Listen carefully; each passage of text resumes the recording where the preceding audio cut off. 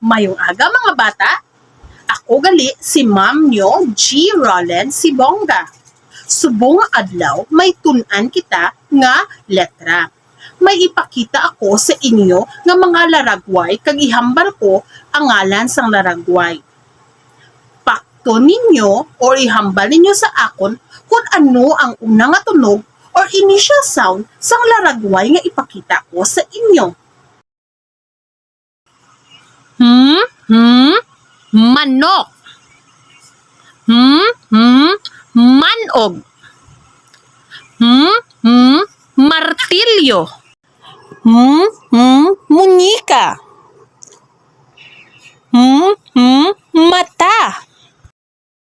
O mga bata, ano ang unang nga tunog or initial sound ang nabatian ninyo sa mga laragway nga ginpakita kag ginhambal ko sa inyo? Ano? Insakto. Ang initial sound nga nabatian ninyo amo ang Aton tun-an subong amo ang letra nga M. Suliton, ang aton tun-an subong amo ang letra nga M. Ang letra nga M may tunog nga Suliton?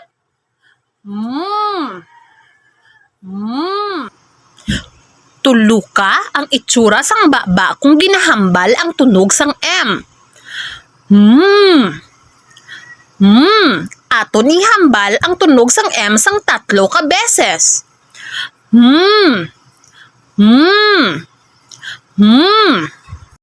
Nadumduman pa bala ninyo ang mga butang nga nagaumpisa sa letra nga M nga ginpakita ko kagina?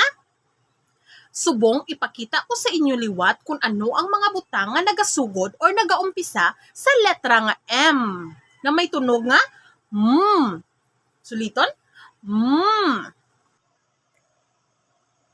Manog. Munika. Martilyo. Manok. Subong naman, tun-an naton kung paano sulaton ang letra nga M nga may tunog nga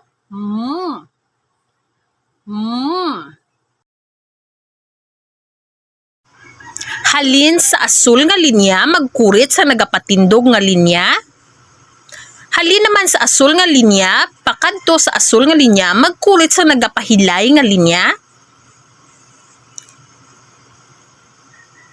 Magkurit sang nagapahilay nga linya kag nagapatindog nga linya. Amo ina magsulat sang uppercase M. Sulito naton.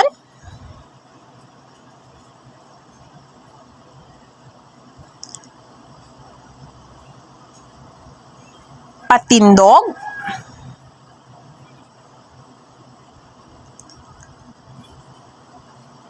Pahilay.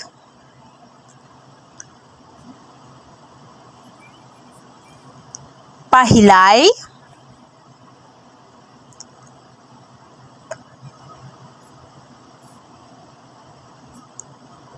Patindog. Very good.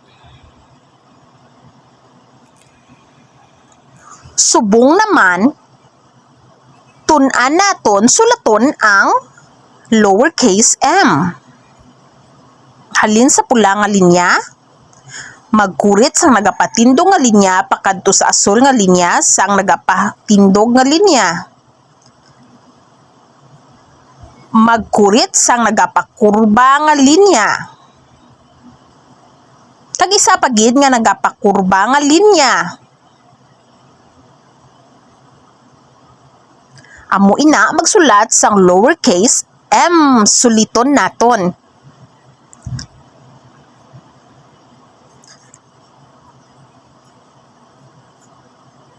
Patindog.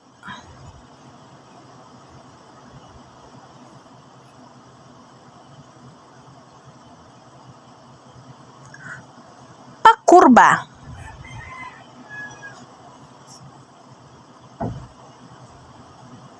Kag pakurba. Very good.